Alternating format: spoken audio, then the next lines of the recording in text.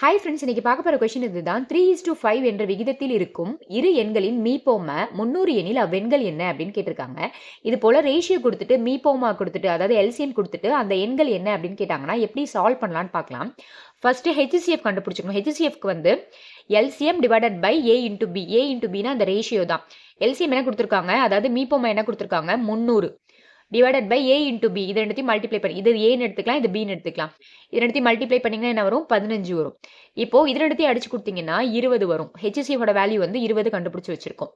இப்போ அந்த ரெண்டு எண்கள் கண்டுபிடிக்கிறதுக்கு ஏ இன்ட்டு ஹெச்சிஎஃப், அதாவது ரேஷியோவில் இதை நம்ம ஏன்னு எடுத்திருக்கோம், இதை பின்னு எடுத்திருக்கோம். அந்த ஏ என்ன 3 இன்ட்டு ஹெச்சிஎஃப் என்ன கண்டுபிடிச்சு வச்சிருக்கோம் 20, பி என்ன 5 இன்ட்டு 20. இப்போ இது ரெண்டுத்தையும் மல்டிப்ளை பண்ணிங்கன்னா அந்த எண்கள் கிடச்சிரும்.